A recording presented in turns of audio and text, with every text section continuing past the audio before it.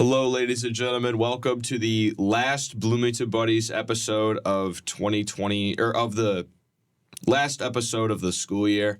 This is the last episode with Jackson. He's going to be graduating and moving to Atlanta. Yes, so sir. he will be greatly missed.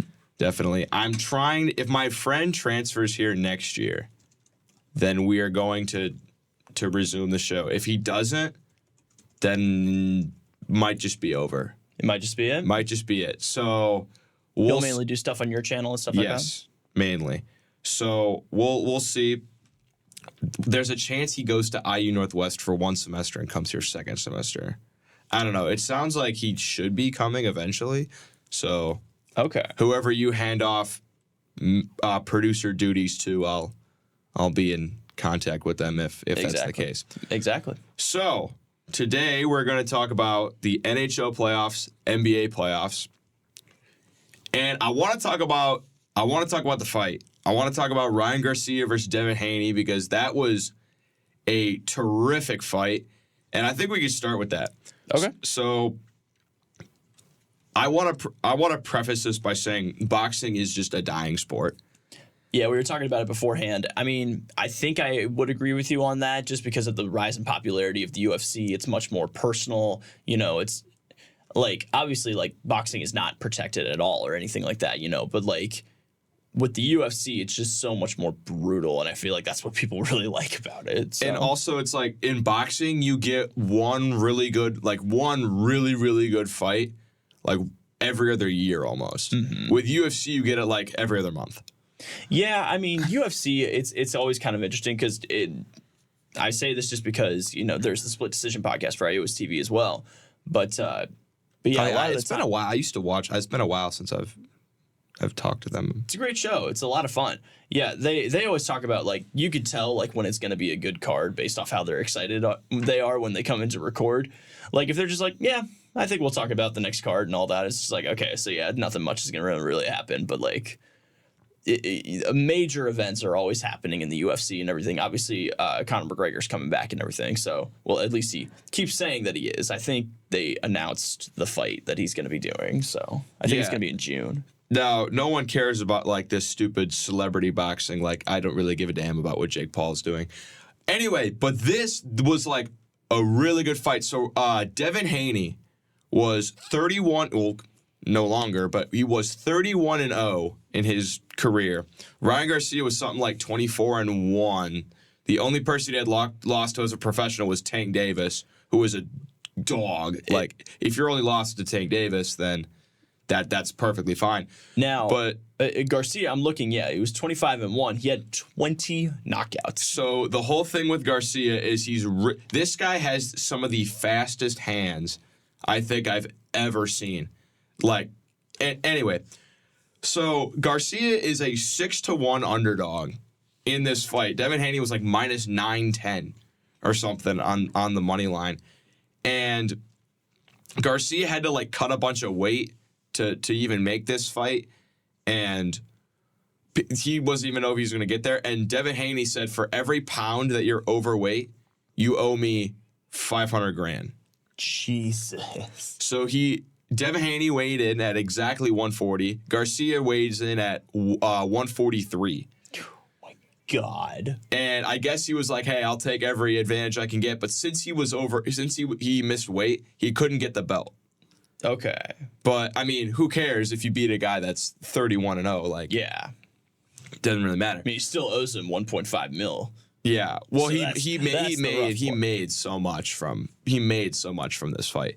Anyway, fight starts, and it was not close. Devin Haney was the announcer, Devin the Dream Haney, went through a nightmare in the ring. He got knocked around the whole fight. Garcia jumped on him early. He was landing a bunch of big strikes in the first couple rounds, and then it kind of cooled off. 7th round, he knocks him down, and a lot of people have been complaining about the ref for this fight. He was bad. He literally was like, I heard him go, 1, 2, 3, 4. You okay? 5, 6, 7. Devin Haney did not know where he was in the 7th round. And I mean, he got knocked down 3 times. And then he got knocked down in the 10th, knocked down in the 11th. And I was so surprised that this ref didn't call this fight. Especially after the second fall. Every single round, Haney was like hugging him to just like, I hate it when they do that, when they just clinch and hug so you can't keep it. It's so annoying. Devin Haney did that every single round. I was so surprised the fight went all 12 rounds. And Garcia obviously won the fight by majority decision, not unanimous decision, because one judge ruled the fight a 112-112 tie. So if you guys don't know how boxing works, they have they have 12 rounds, or some of them are different lengths, some of them are 10, some of them are 5. But most main fights are 12 rounds. And there are 3 judges that each give a score out of 10 for each round. So normally one fighter wins the round 10-9. Mm-hmm. Now, if there's like a knockdown, you can win around 10-8. And also you can get points deducted if you like, which actually Garcia had a point deducted because he knocked down Haney. He didn't knock him down, but he hit him, and Haney started like falling forward, and he hit him again, and the ref was like, "No, he gave him a point deduction," which a bunch of people that know a lot more about boxing than I do were like, that was stupid that they did that. Yeah. But Garcia won the fight, and it was a really good fight. So now we'll have to wait another year and a half for the next really good. If he can cut weight, he would have been the champion. Yeah. Well, I mean, he beat a guy that was undefeated. They're probably gonna rematch at some point. They most definitely will. But yeah, boxing. There's also like 4 different belts. That's fair. And so there's 4 different belts. So basically, the Tyson Fury has the heavyweight title. I think the one that's the one that most people do. There's a guy from Ukraine who's named Usyk, who has the other 3. He's got 3 belts. He has the other. There's 4. Fury has the main one. This guy from Ukraine has the other 3. And this guy from Ukraine has been trying to fight him for like a while now. Yeah. And Fury just won't do it. Like that is the one boxing. That's the one fight I really want to see. Yeah. Is Fury versus Usyk. I'll buy, I will get the pay-per-view for that. I want to see that fight. But I don't think it's going to happen because Fury just keeps dodging him. There's so much of that in boxing. Yeah. And you just don't see that in the UFC. So it's just kind of disappointing.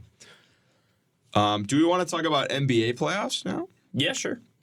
So the playoffs, I think, so when the last time we filmed was like the play-in games. Yes. So we can go series by series, I guess. Today's Wednesday, April 24th. Yesterday, T-Wolves over Suns by 12. I think the Wolves have that one pretty easily. I think everyone kind of knew the Suns were fraudulent. Not everyone, but I knew they were fraudulent. It's tough, but I mean, yeah, I'd say the Wolves probably have this pretty well taken care of. I mean, let me see. Anthony Edwards and Cat are just such a good duo. And this is also a really good defensive team. Yeah. Game 2, they took home 105-93. Game 1 was... What was game 1? 120-95. Yeah. So, now granted, they're at home and everything, but, like, those are wide margin wins right there.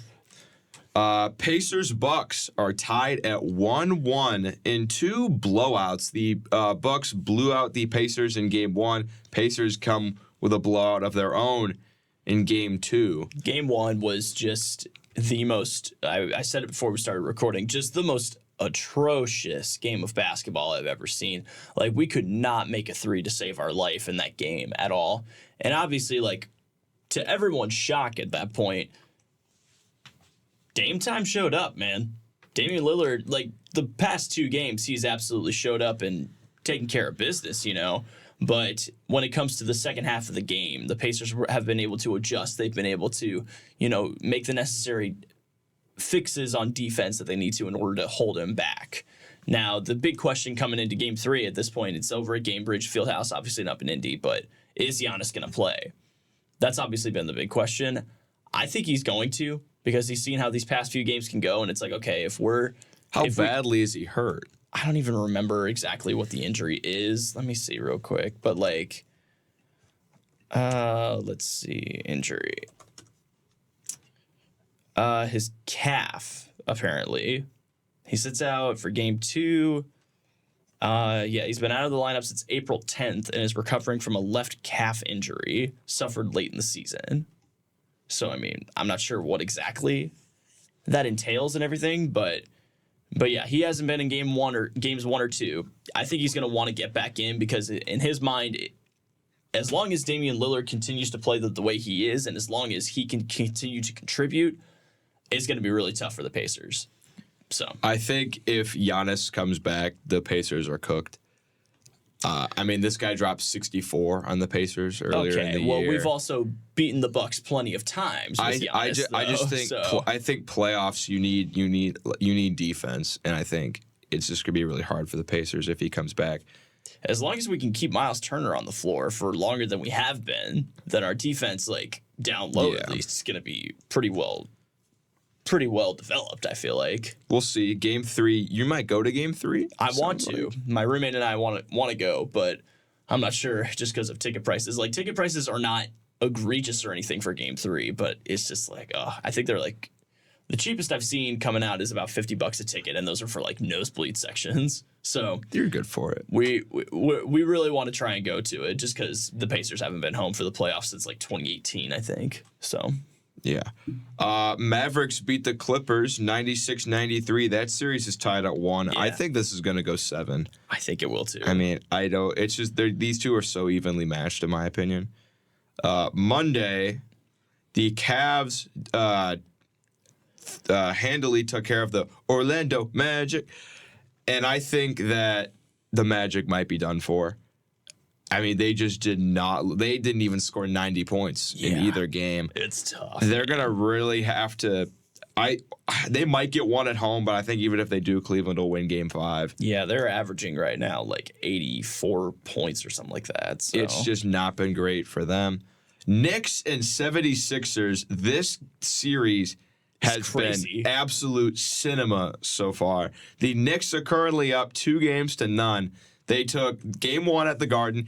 Game 2 was wild. The Knicks were down. I think they were down 5, and they made a basket, and then Tyrese Maxey loses the inbound, comes out to DiVincenzo, misses. Some random center I'd never heard of grabs a rebound, is able to get it back to DiVincenzo. Gets it back to DiVincenzo, drills the 3. They go up 1. And then on the way back, what was his name? Isaiah Hartenstein, 7-footer, second round, 43rd pick out of Houston. Block, crazy block. He was the unsung hero of that game. He was grabbing boards left and right. I mean, everyone was saying that Tyrese Maxey was fouled, and that's why he lost the ball and everything. A foul should have been called. I've looked at the play a lot of times, and I think I agree with how overall the officiating was just kind of terrible because right before the play happens, Tyrese Maxey literally completely decks a guy over before cutting back in for the inbound. He fouled a guy too. So a lot of fouls happened on that play that none got called for. I have a feeling that the Sixers will win both games in Philly. Because I think just getting back to the home crowd, I think they're really gonna Embiid's really gonna feed off of it. I think Embiid's gonna be playing pissed. Oh my God, yeah. So I think that it's gonna be bad news for New York when they go back to Philly, and I think we're in for a really good series here. Definitely. Because I don't know. The NBA playoffs is the only time I watch the NBA. So we'll see. Nuggets Lakers. I hate to say it, the Lakers are cooked. They're completely cooked in my opinion. They almost had Game 2, I think is what it was. Game 2, they had a 20-point lead. Yeah. 72-52. They let it slip away. LeBron misses a wide open 3 from the top of the key. Jamal Murray walks it down, fades away, and Anthony Davis calls game. The Nuggets are up 2-0. And Anthony Davis, got just stuck in the Nuggets like celebration because he goes for the block and he loses his balance. Fadeaway goes in, and Davis is still falling towards the Nuggets bench. And like he essentially just gets caught in the middle of their celebration the whole time, and he like can't get out of it. It's really funny to watch. What's it called? Jamal Murray said he didn't even see the shot go in. Yeah, He's like, I just heard everyone, I just heard the screams. And then they asked Anthony Davis, they're like, so what happened on the last play? He's like, Jamal Murray made a shot. Yeah, and then he left. How do you want him to answer that? It was contested pretty good. Yeah, that's not his fault. It wasn't really his fault, but he did have space is the thing. Yeah. He was covering him, but he still had a pretty decent amount of space to take a shot. So. I think this series is Nuggets in 5. I think that they split the 2 in LA, and then the Nuggets will win Game 5. Yeah. I don't think the Lakers are up to. Here's the thing. That's why Bronny's going to the draft, man. You can argue that LeBron and AD are better than Jokic and Jamal Murray. They're pretty close. Michael Never Swing the Rock Porter, Aaron Gordon, and Caldwell Pope are way better than whoever else the Lakers have at D'Angelo Russell and whoever else they have. Their role players are just so much better, and they play as a team so well. Yeah. And then what else do we have? Pelicans, Thunder. Thunder escaped Game 1, 92-94. I think the Thunder are going to win this one pretty easily. I think they got their one close game out of the way. Yeah, no, Thunder are going to easily take care of business with that. And then Heat, Celtics. I mean, no Jimmy Butler. It's kind of over for the Heat. Yeah. So Boston's a 14.5-point favorite in Game 2. They already won by 20 in Game 1. Good Lord. So that is your NBA playoffs update. Thank you for listening. It is time for hockey playoff update. Now, here's what I like about the NHL playoffs is they actually do games every other day. So it's like Game 1, day off. Game 2, day off. Game 3, day off. Yeah.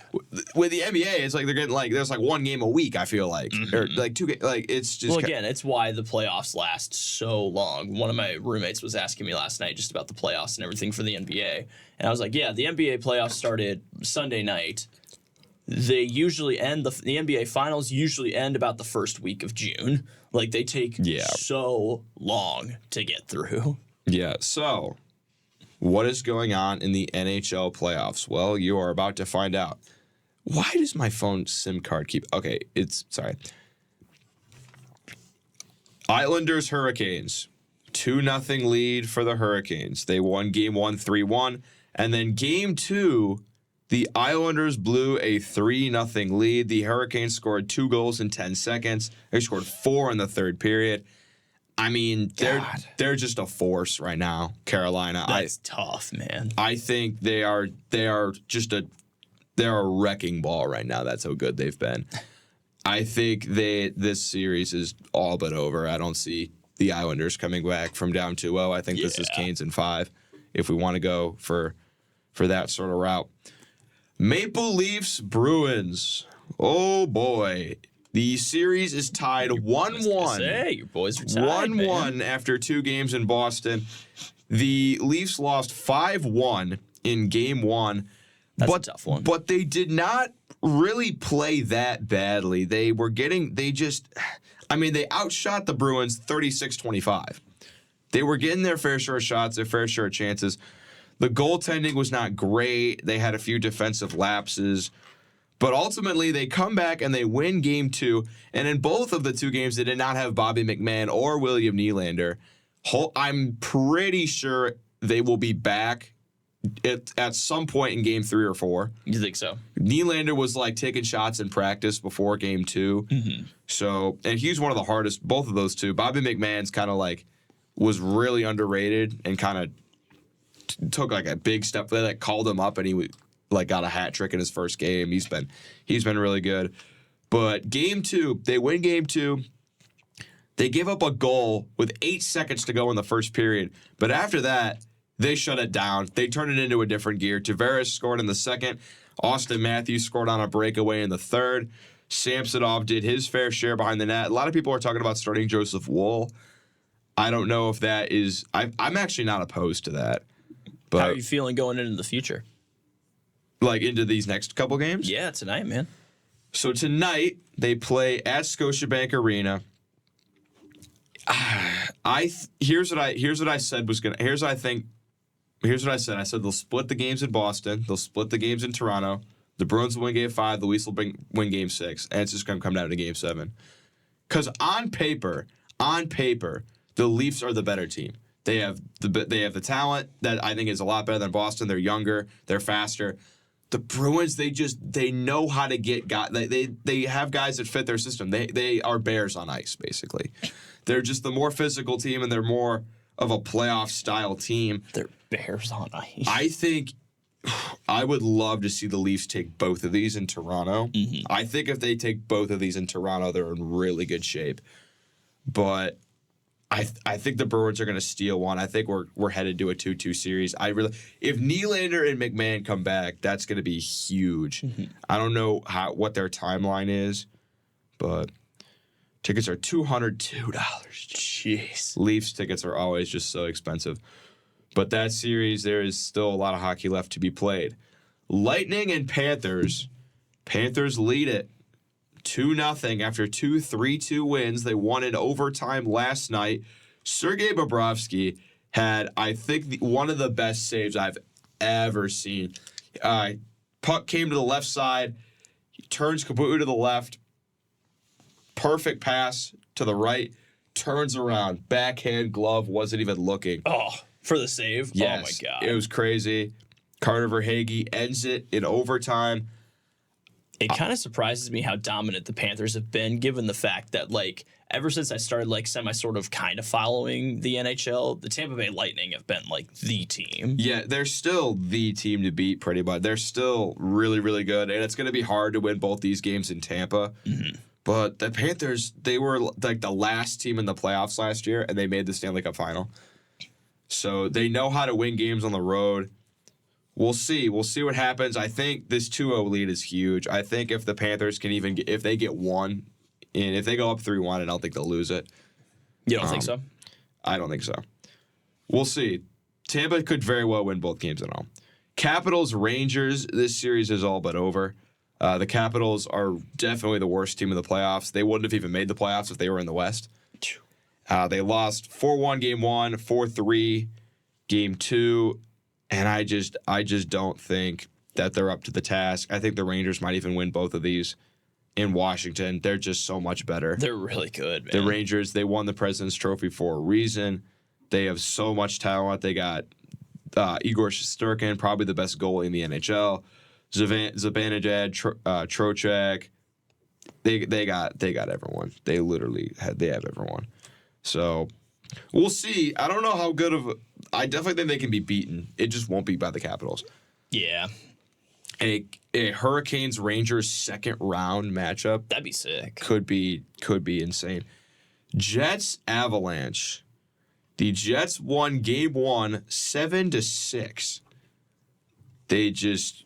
I mean, I don't even know why. The defense just fell apart. There were 6 goals in the first period, and there were 6 goals in the third period. There was 1 in the second. Adam Lowry scored.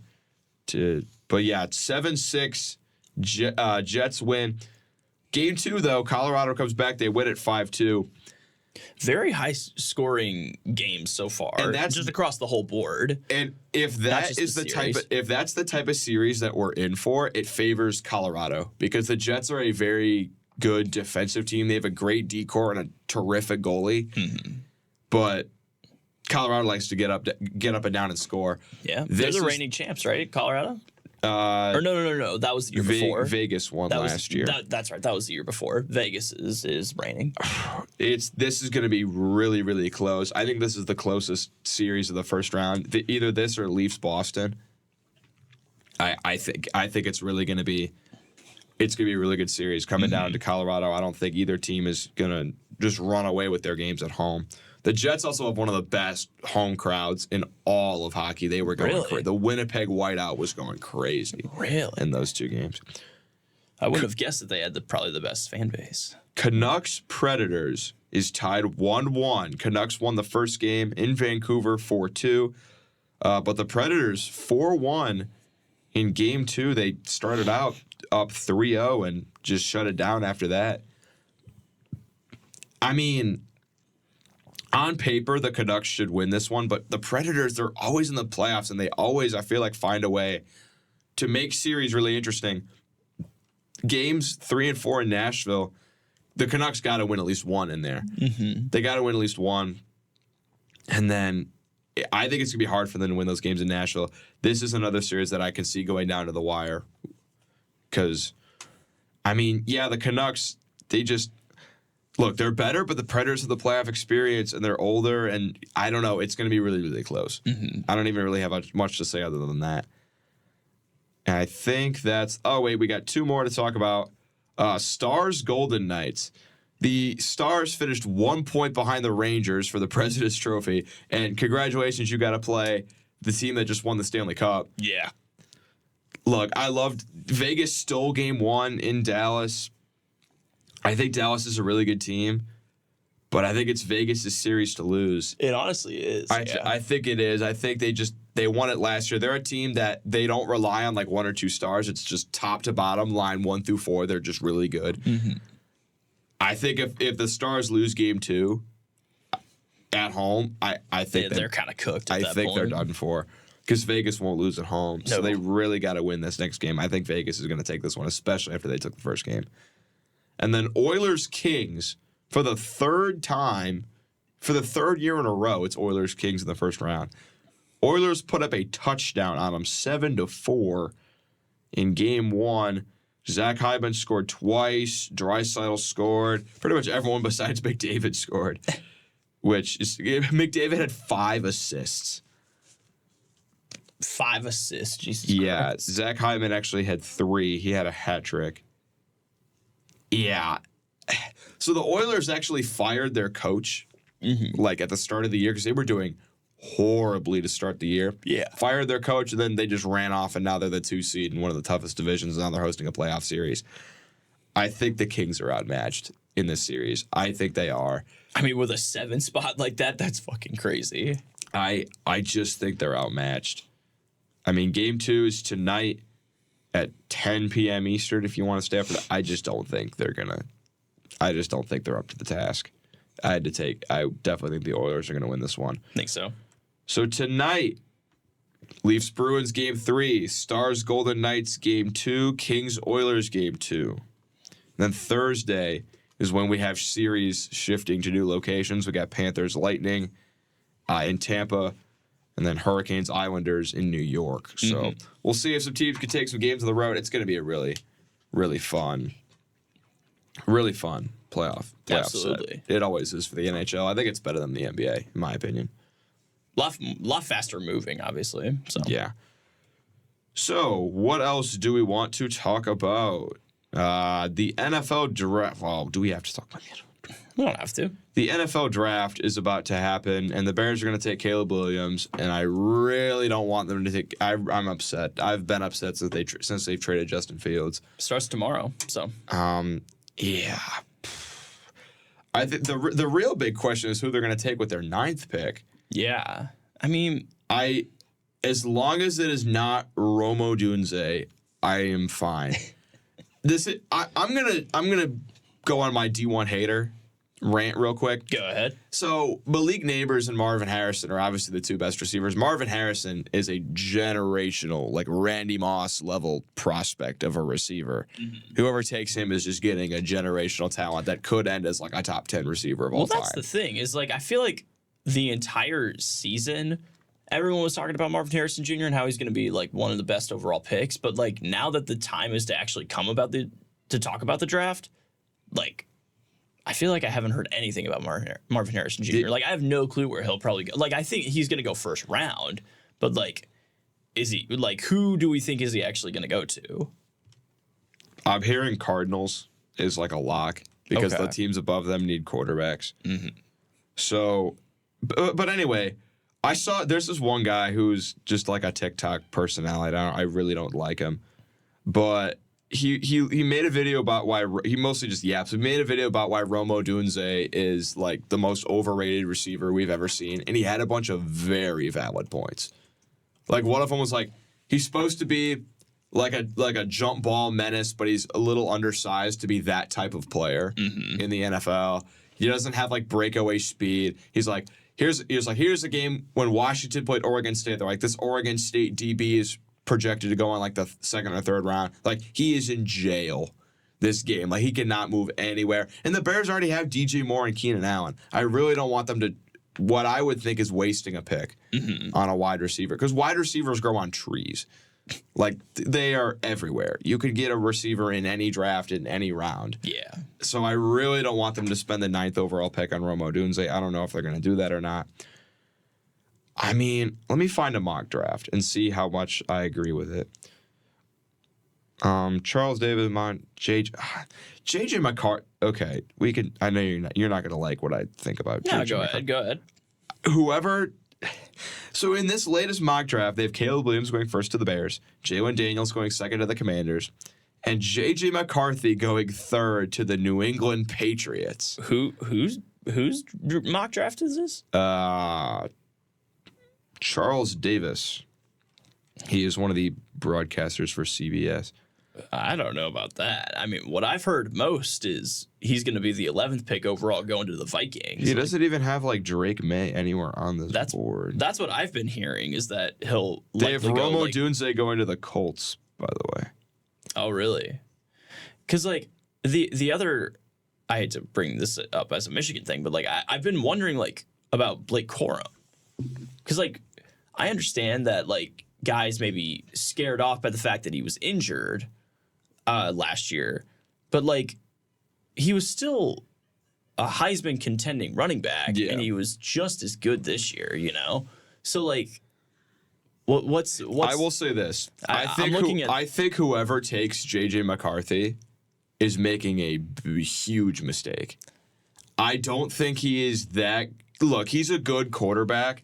He is not a first round caliber quarterback. He's a handoff merchant. I'm sorry. I don't disagree. He's not as good Brock Purdy. I don't disagree. Is he the best quarterback in the draft? No, he's not. Like, I love JJ. It's like, so you can't draft it like he's not as good Brock Purdy. Brock Purdy is like athletic and can. And I know JJ McCarthy's athletic and can make plays, but like not as good as like Brock Purdy is. Like, he will not lose you the game. He will make a play if he has to. That's not the type of quarterback you need to be drafting 3rd overall. I just think whoever's taking him is making a huge mistake. I think he won't do anything in the NFL. I'm sorry. I don't know if he's going to be as successful as some people are projecting him to be. I don't think he'll be like a full bust or anything, but like, I don't think he's going to be the next Tom Brady or anything. It's kind of like Zach Wilson. It's like this guy came out of nowhere on draft boards. It's like everyone's like, oh, he's like a second, third round. Oh, now we gotta take him second overall because he did this in the comment and he did it. It's like, stick with the guys that you know have like a proven track record and that have been at the top of the boards for a while. I think the best quarterback will be Jalen Daniels. I've talked endlessly about why I think Caleb Williams won't be good, but it doesn't matter. The Bears are going to take him anyway. And here's the thing. Like, I literally said, I was like, I'd rather the Bears take Jalen Daniels. And I do. I would much rather them take... They're not going to. Yeah. But I'd much rather them take Jalen Daniels. But my friend's like, you can't not take the guy everyone thinks should be number one. Yeah. Like, you can't. Yeah. You can't. And I agree with that.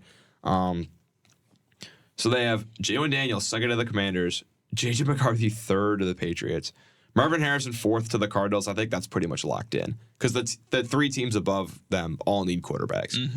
So I think Marvin Harrison is for sure going to go there.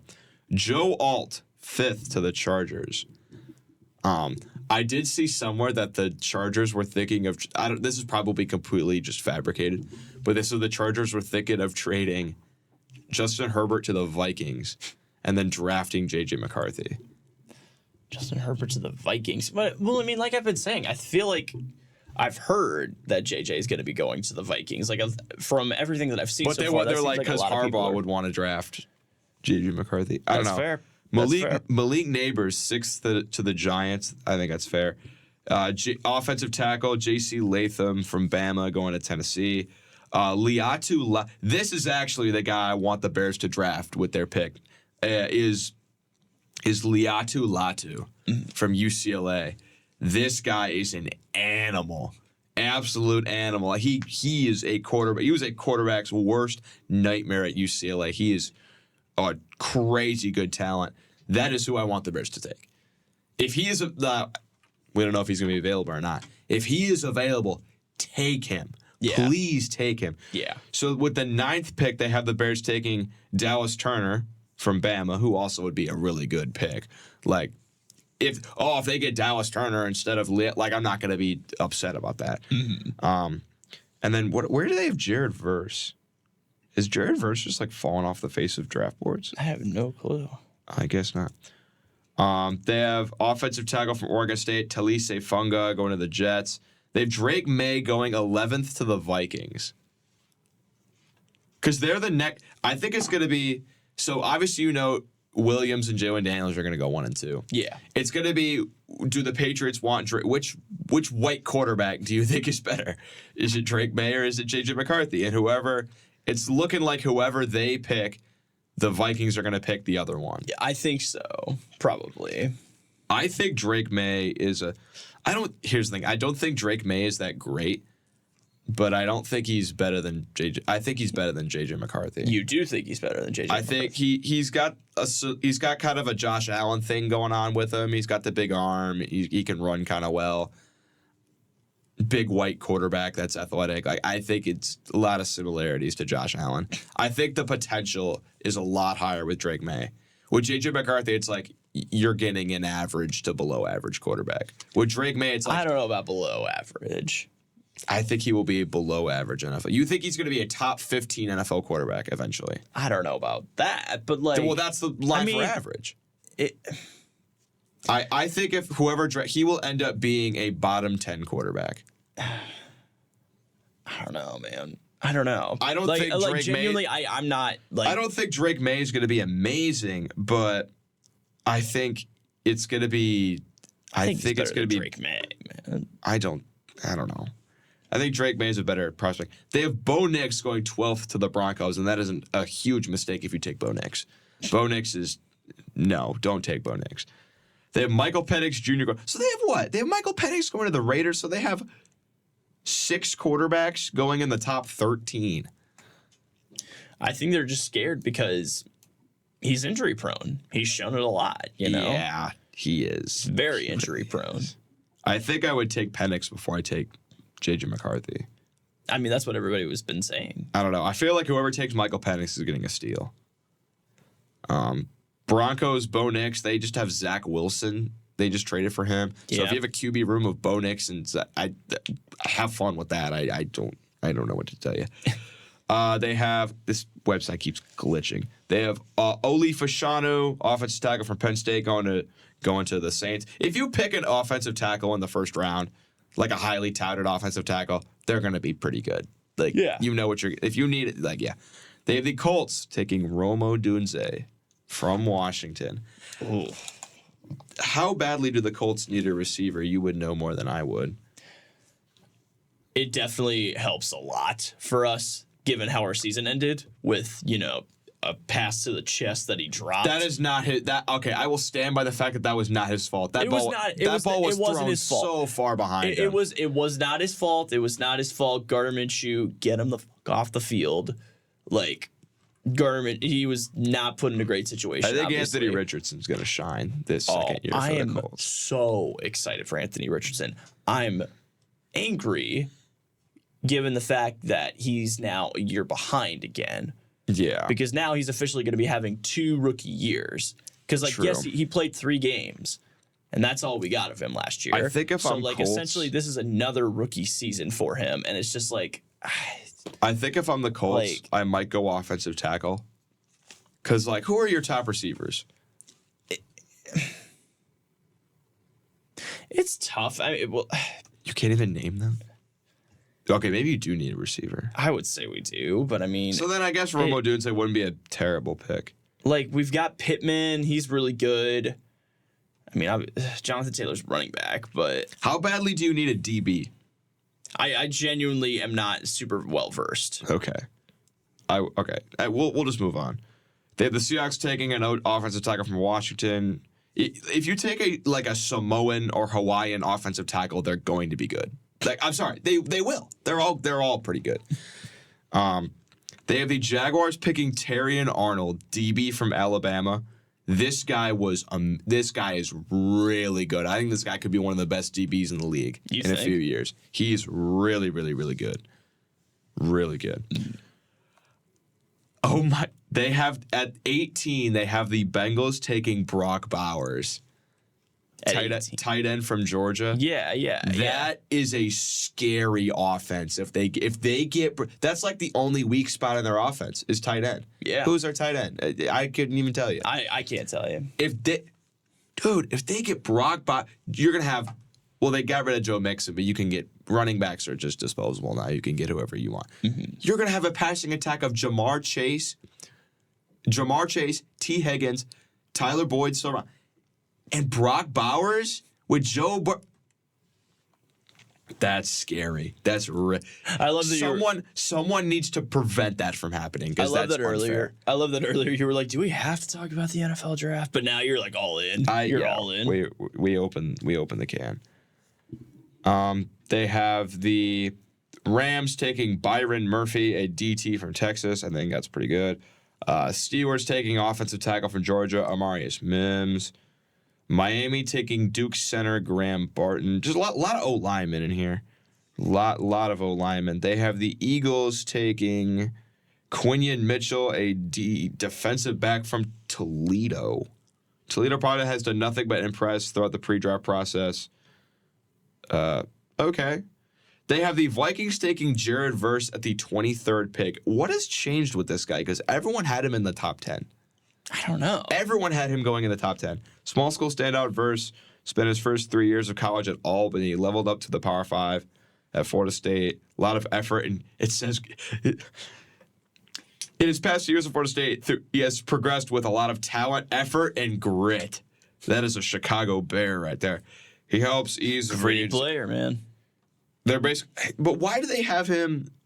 Everyone had him in the top 5. What happened? I have no idea. I really hope the Vikings don't get him. They have the Dallas taking Oregon center Jackson Powers Johnson.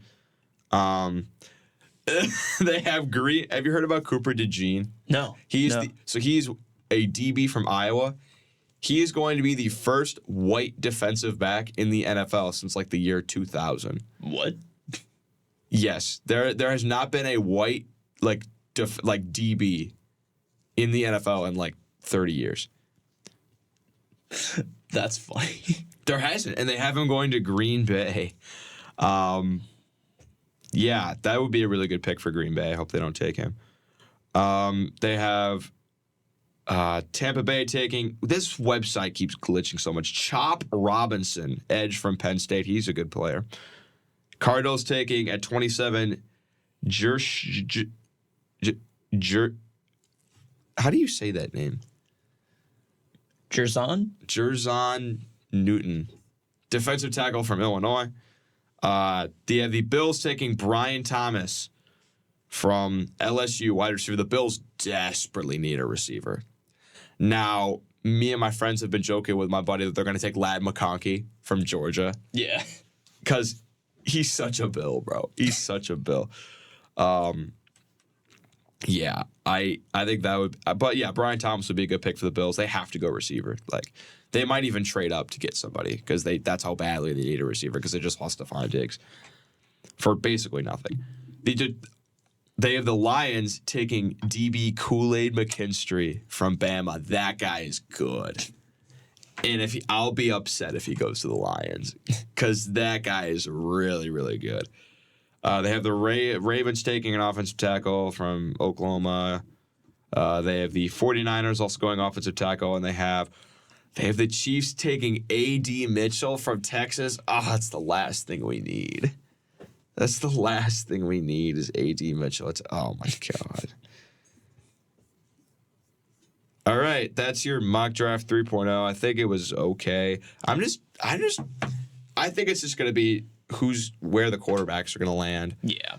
And then they kind of build around that. The Patriots need to not take J.J. McCarthy at 3. I mean, I've seen a few things about the Patriots taking him, but did Mac Jones work out? No. I think that's going to be the same thing. I think J.J. McCarthy's the next Mac Jones. I don't know, man. I don't know. All right, that is it for the NFL draft. We got like 10 minutes. Do you want to talk about anything else, or you just want to wrap up your tenure on Bloomington Buddies? Floor is yours. I mean, I'm good with whatever. I mean, baseball world, not much is happening right now. We already talked about NBA, NHL, NFL. I think we're good, man. All right. I think we're good. Thank you for, just being great and getting us the booth and everything. You've been a great producer for the podcast. Appreciate it, man. I'm gonna miss you, man. I'm gonna miss you. I really am. I really am. This has been a lot of fun. It definitely I probably haven't has. been the most informed co-host or anything, but this has been a lot of fun. So I appreciate it. Yeah, I guess for the last time, at least for this year, depending on if Sam Ryan's gonna get his ass to Bloomington or not. Or if he's going to make a stop at IU Northwest and then come here. We'll see. Depending on if he comes. So long for Bloomington Buddies, guys.